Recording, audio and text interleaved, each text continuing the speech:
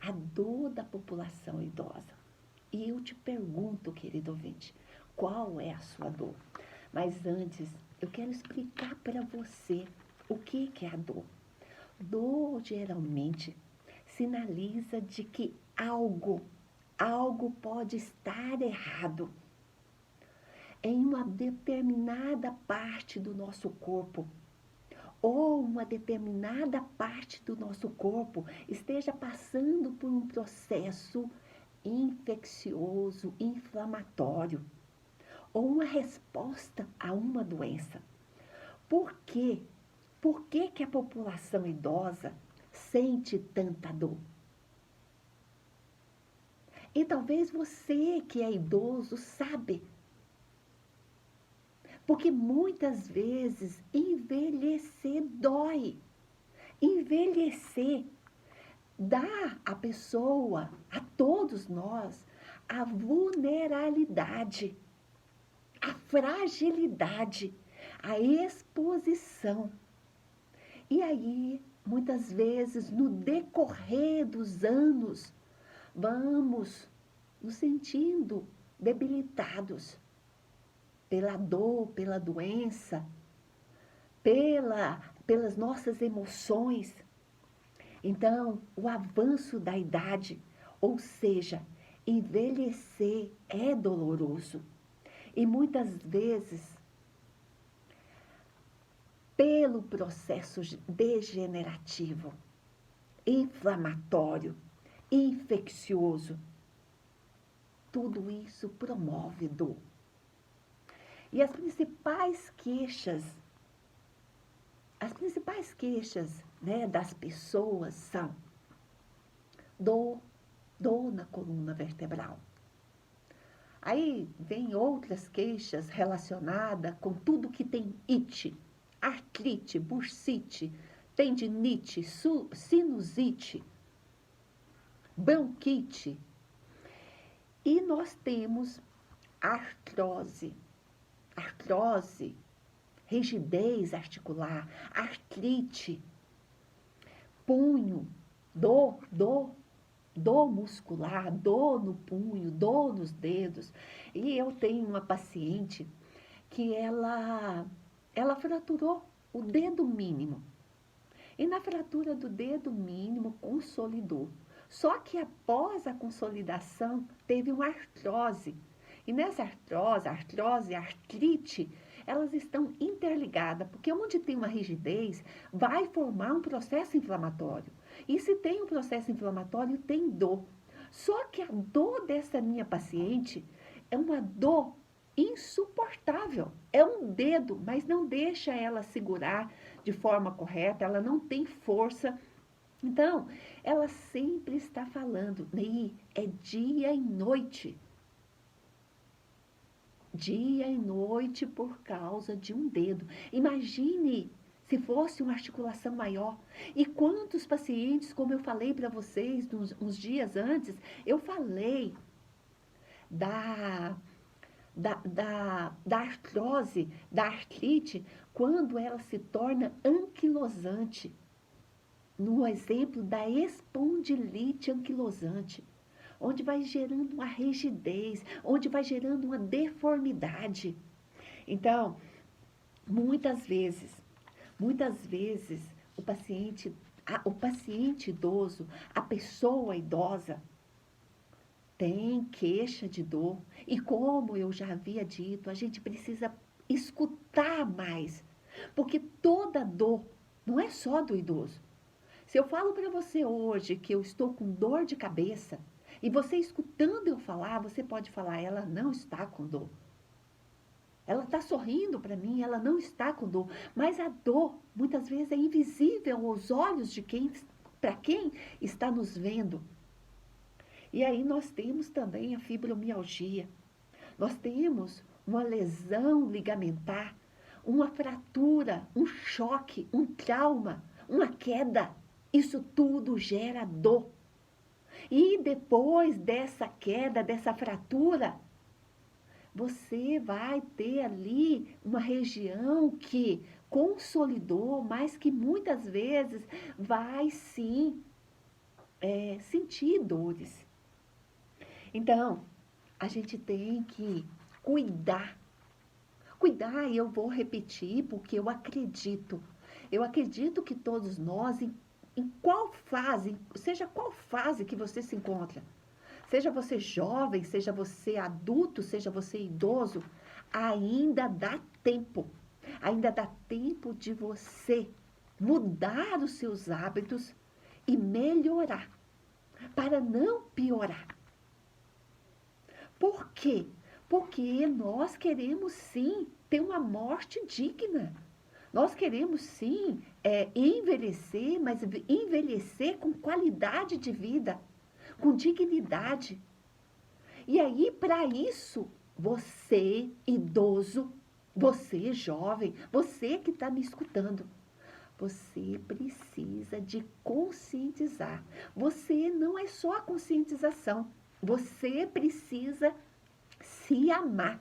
Você precisa se olhar no espelho e dizer: eu vou me cuidar. Eu vou cuidar do bem maior que Deus me deu. O meu corpo, a minha mente, porque, como eu já disse, nós somos complexos. Às vezes, quando nós não estamos bem psicologicamente, afeta o espírito.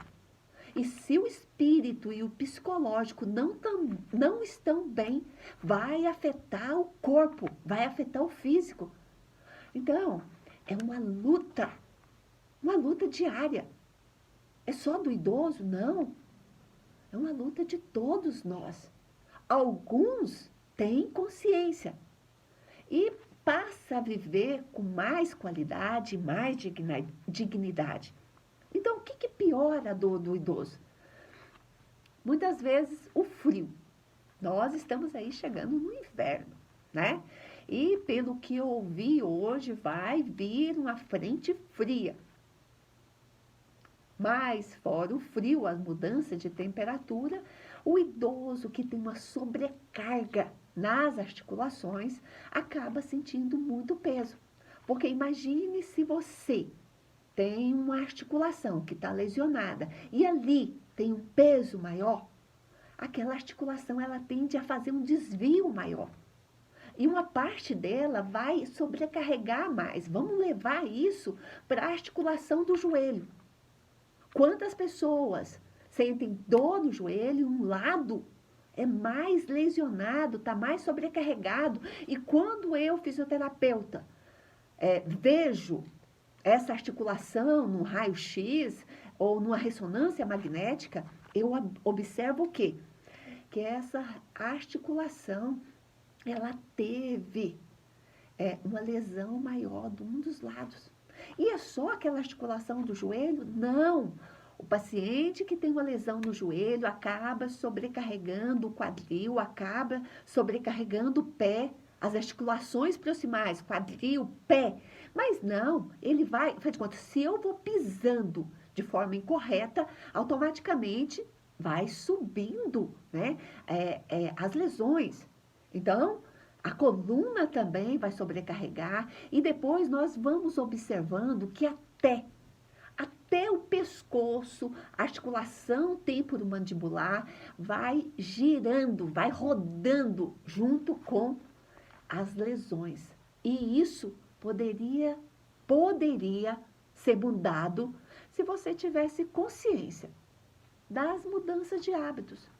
Se você tivesse consciência que quando você está deitado de forma incorreta, eu sei que deitar de barriga para baixo é incorreto.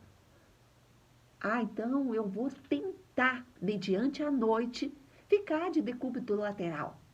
Não é você passar a noite toda em decúbito lateral. É você passar alguns minutos de um lado, do outro. A Luciana, no último programa, falou da gente ter um travesseiro entre as pernas. Quando nós colocamos o travesseiro entre as pernas, a gente abre o canal medular. Se abre o canal medular, o disco vertebral começa a ter mais mobilidade. Ele começa a ficar mais oxigenado. Tudo começa a se estabilizar. Há um equilíbrio. E na posição sentada? quando você tem a consciência de sentar em cima do isquio, sentar com a coluna ereta, posicionando os pés apoiados, acaba que os ligamentos, os músculos, a circulação, a inervação, que é o nervo onde que gera dor, acaba equilibrando e acaba que você diminui a sua dor. E aí, voltando para esse desequilíbrio, nós temos sim, como nós havíamos dito, as doenças neurodegenerativas. Doenças neurodegenerativas são várias, mas vamos voltar para o paciente que tem demência. Paciente que tem demência tem dor, mas muitas vezes ele não tem a capacidade não sabe, não tem mais a capacidade de memória, de apontar, de localizar, de explicar. E quantos pacientes que têm doenças neurodegenerativas, que têm uma demência, e que não conseguem mais falar? Porque a demência atingiu a fala. E se atingiu a fala, ele não consegue se expressar. E isso também prejudica. Então, mas, voltando a isso, ele não consegue falar. Mas eu já falei e repito, quanto de nós, quando não estamos bem, o nosso rosto fala. Então, se aquele paciente idoso está fazendo careta, está expressando com algum movimento de mão, se você vai lá, toca naquela articulação que ele já havia dito para você que tem dor, e você sente que está quente, e às vezes também não precisa ser só quente, não. Uma extremidade muito fria pode ter uma lesão periférica. Um paciente com diabetes, ele pode ter, sim, uma alteração de sensibilidade, mas ele pode ter dor também. Então, nós precisamos ficar antenados para a dor do idoso. E, além disso, uma pessoa, qualquer pessoa, um adolescente, eu vou chegar do adolescente, da criança e do idoso. Qualquer pessoa que esteja desnutrido, desidratado, uma pessoa que não se alimenta bem, acaba que ele vai emagrecer. Uma pessoa desidratada, ele não vai ter equilíbrio hídrico. Por quê? A água, ela tem que estar no cérebro, ela tem que estar nas articulações, ela tem que estar no intestino, ela tem que estar nas nossas linfas, que é onde que vai mandar a água, né? O excesso de água do nosso corpo para as grandes vias, para os grandes troncos, né? Para que possa ser metabolizado e jogado no nosso intestino, ou nos nossos órgãos, ou nos grandes vasos. Então, quando nós temos uma pessoa idosa, desnutrida, passa um tempo, ela chega a estar subnutrida. Subnutrida, passou muito tempo. Então, ela perde peso. Perdeu peso, em conjunto ela perde músculo. Há um desequilíbrio. Ela começa a perder também o equilíbrio muscular. Se ela não tem força, ela não tem vontade de ficar em pé. Se ela não tem força, ela vai sim ter uma probabilidade maior de ter queda. E queda, muitas vezes, para um paciente idoso que tem osteoporose, pode ter fratura. Fratura vai sim ter uma hospitalização. O hospital vai ter que tomar medicamento. Tudo isso é um ciclo vicioso. Um outro exemplo é o que eu falei, desidratado. Pode ter confusão mental. Confusão mental, ele pode esquecer. Esquecer nem sempre é perda de memória. Às vezes pode ficar desatento, não prestar atenção. Isso de forma consecutiva, né, repetidas vezes, querido ouvinte, uma pessoa que não está hidratado, você idoso que não gosta de tomar água, acaba que você pode sim ter perda de memória. Ela pode ser uma perda de memória passageira? Pode. Mas ela pode se tornar, sim, depois uma demência. E hoje quem convive com um paciente que tem demência, quem convive com um paciente que tem demência sabe a dor. A dor da pessoa, qualquer tipo de demência, mas dos familiares que cuidam. Porque os familiares se tornam codependentes. E codependentes quer dizer o quê? Que adoecem. Sofrem junto.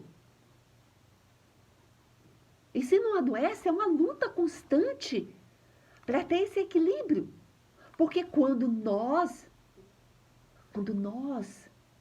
estamos ali frente a frente com alguém que nós amamos, doente, nós sofremos. E mentalmente começamos a sentir também as nossas dores. Pode ser dores emocionais, mas sentimos dores.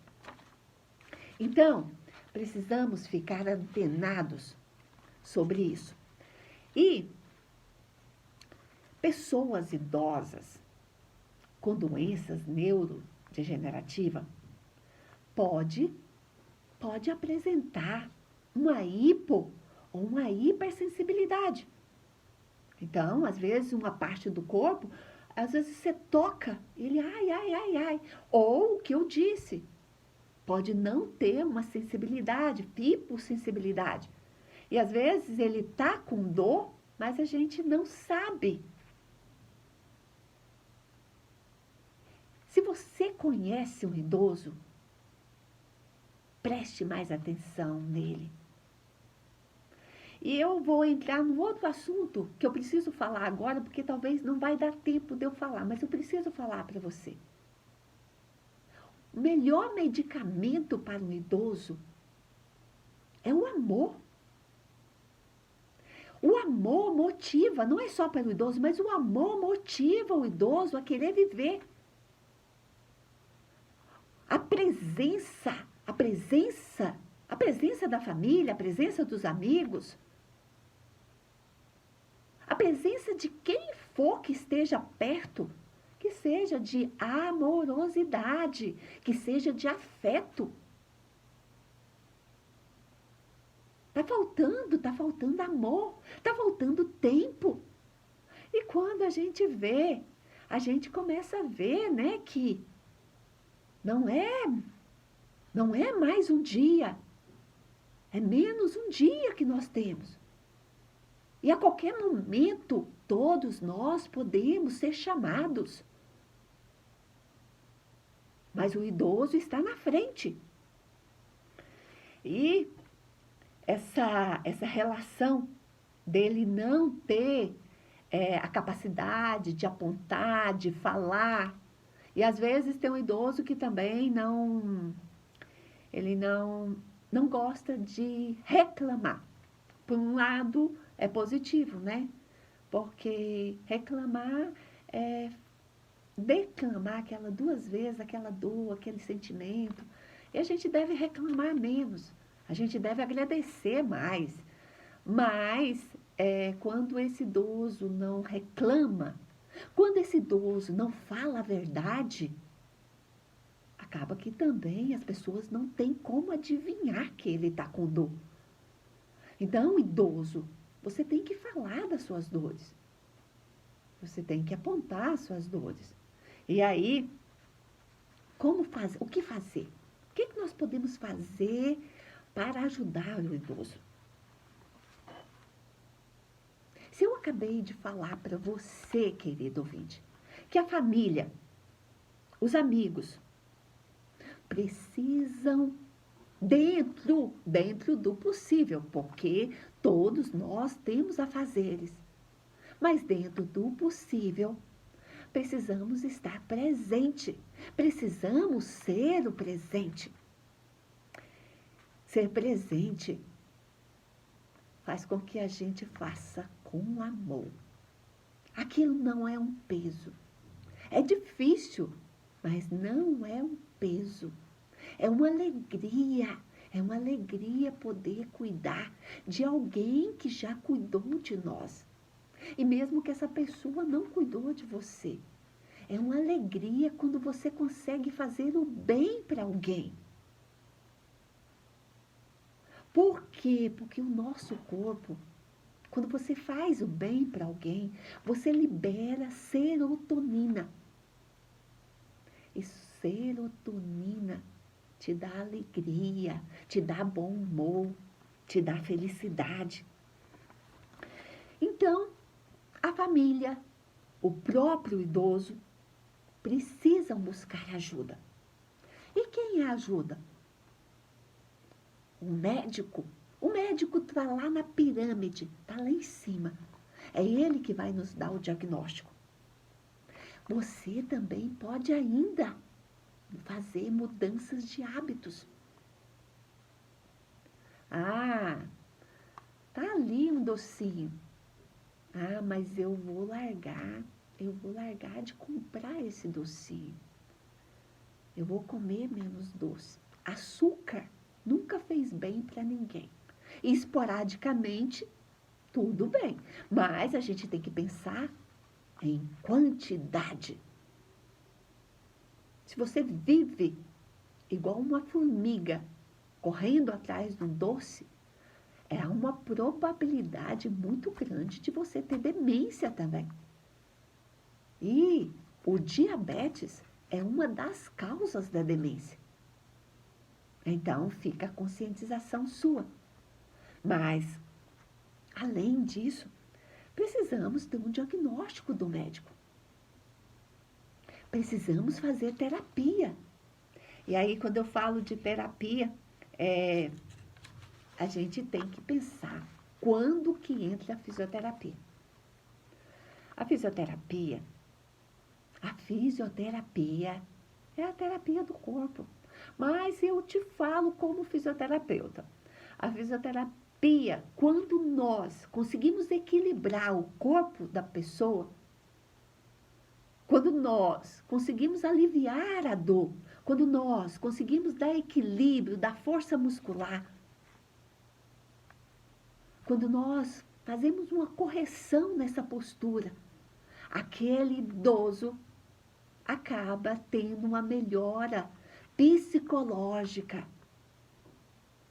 Ele começa a querer novamente, a querer viver. Então, a fisioterapia é a terapia do corpo. Então, onde que você pode procurar um fisioterapeuta? Ah, você vai me dizer, eu não tenho condições. E hoje, na atualidade, a maioria não tem condições mesmo, financeiras. Às vezes está difícil até sair de casa. Às vezes também não tem condições, não tem muita gente para levar. Não tem muita gente para amparar. É uma vergonha, mas é verdade. É uma vergonha porque muitas vezes todo mundo some. Todo mundo some. Então o idoso fica ali. Ah, eu tô velho mesmo, é assim mesmo. Não é assim mesmo. Se nós não mudarmos essa forma de educar, se nós não formos espelhos, a gente não vai mudar o nosso futuro. Ah, e aonde procurar? Você vai procurar fisioterapia em hospitais. É gratuito. O SUS é gratuito. E tem excelentes profissionais. Eu tenho amigas no SUS que têm mestrado, que têm doutorado, que é pós-doctor. E não é só a fisioterapia. Tem enfermeiras excelentes, médicos excelentes. terapeutas ocupacionais, fisioterapeutas, como eu já disse.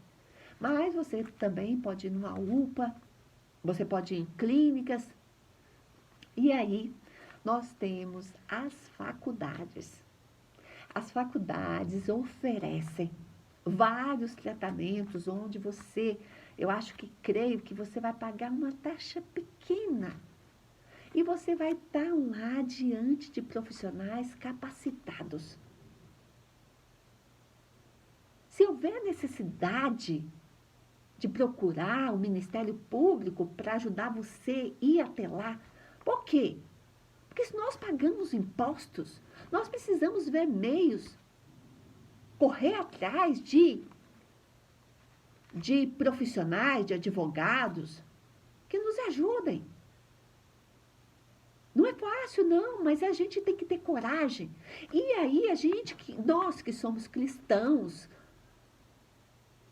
nós que temos fé é atitude, é crer, é movimentar, é ir ao encontro. Então, nós precisamos correr atrás. Seja para nós, seja para o nosso próximo, seja para alguém que você sentiu no coração. Eu preciso modificar isso.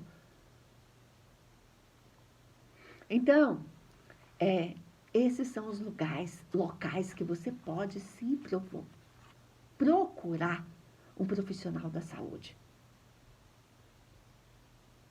Mas eu quero te dar uma sugestão. Não é uma vez que eu escuto dos meus pacientes que quando estão com dor, procuram informação no Google, no Doutor Google. E aí, querido ouvinte, tem muita coisa boa na internet, mas tem muita coisa que pode ser contraindicado para você. E que ao invés de melhorar a sua dor, pode piorar. Pode gerar uma lesão maior. Então, dentro do possível, tenta procurar uma rede, um hospital, uma clínica, uma universidade, uma faculdade. E cada um no seu quadrado. Por quê? Porque aí aquele profissional, ele vai poder te avaliar. Eu falo isso porque é real. Mediante um tratamento que eu faço com o meu paciente, todos os dias, eu tenho que ver as indicações e as contraindicações. Somos únicos. Nada pode ser dado igual. Se você tem uma dor no pescoço, eu não posso pensar que a sua dor é igual à minha dor. Ou igual à dor da minha mãe. São dores diferentes. Então, cuidado com essa relação do Google, mas com a receitinha de bolo. Eu fiz. E o medicamento também. Cuidado. Quantas vezes o medicamento pode gerar um problema maior também. Medicamento. Quando a gente fala de remédio, você joga um chazinho, um xarope feito em casa, um mel com açafrão. Aí como diz, não é medicamento, tá? É um remédio. Mas quando você fala medicamento, é química. E você jogar química dentro do seu corpo, sem saber das contraindicações, pode gerar danos. Então, eu vou voltar para o fisioterapeuta. Ele tem em sua mente, o fisioterapeuta tem em sua mente, porque nós temos conhecimento, em sua mente e também em suas mãos, porque a maioria do nosso tratamento é terapia, envolve as nossas mãos, envolve às vezes a gente fazer passivamente. Nós temos meios físicos, Nós temos a eletrotermoterapia, que envolve correntes, que envolve o ultrassom, que envolve o laser. E nós temos também essa relação do exercício, do fortalecimento. E aí eu quero falar para você, eu até falei isso para o seu Efigênio, da relação do quente e do frio. Quente e frio é importante. Mas quem tem uma reação alérgica, quem é idoso e às vezes coloca gelo e se torna insuportável. Então, nem sempre o gelo é indicado para todo mundo. E o calor?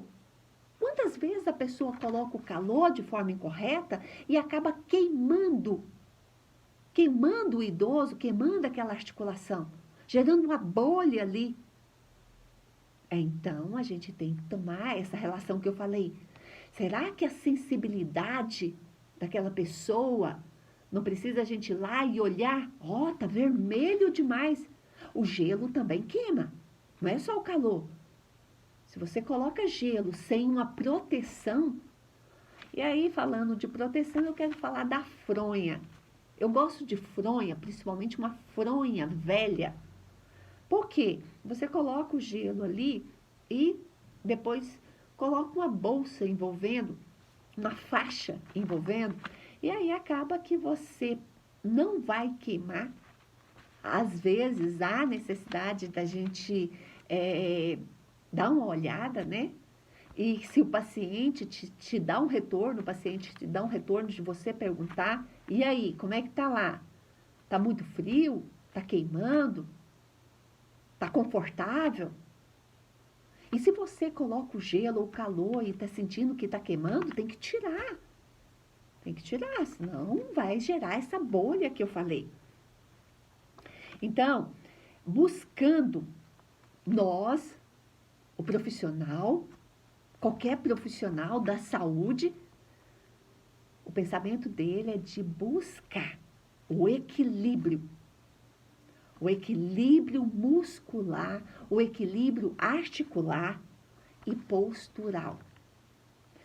E, consequentemente, o que eu falei, se você está bem, se você está sem dor, psicologicamente você vai estar melhor. E aí eu volto para quem sempre está aqui ligando para a Rede Imaculada.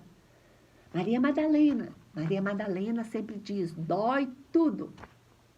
Seu Efigênio, dores no joelho. Não sei se tem mais dores, mas às vezes já falou do dor no joelho. Tem dor no quadril, tem dor na coluna, tem dor no pescoço? Seu Efigênio deve ter dor no pescoço, por causa da postura da cabeça. Marinalva, dor na coluna vertebral. Marlene, não tenho dor, tá tudo bem. Tem pessoas que convivem muito bem com a dor. E eu te pergunto, querido ouvinte, qual é a sua dor? Diga para nós, mas não diga só, não liga só aqui. Quando você for ao médico,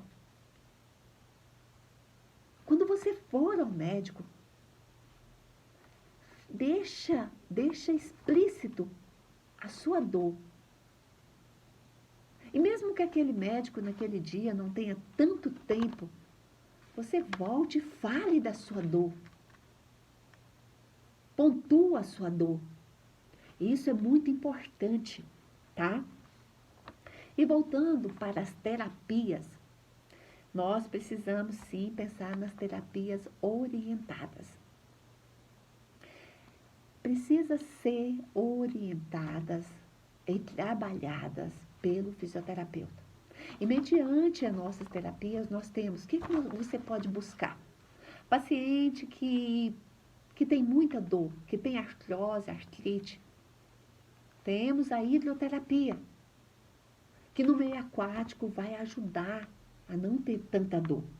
Temos também a eletrotermoterapia, que aí a gente usa corrente, a gente usa o ultrassom, a gente também podemos utilizar o laser, vários tipos de correntes para aliviar, intercalando com quente e frio. intercalando com exercícios físicos. Ah, eu tenho uma alteração circulatória. Então, você também pode, sim, usar, ter o conhecimento qual é o efeito positivo de um banho de contraste. Como que é importante quando um profissional passa um alongamento no tempo certo. Como é importante quando você realiza um exercício de forma correta. E também na relação do tempo, o número de repetições. E falando de número de repetições, eu quero dizer para você que não é quantidade, é a qualidade do exercício. E aí nós também podemos, sim, numa coluna que está cheia de artrose, nós podemos sim decoaptar, dessensibilizar os nervos, liberar os músculos, liberar as fáscias. E aí, você, querido ouvinte, você, idoso, você vai no decorrer dos dias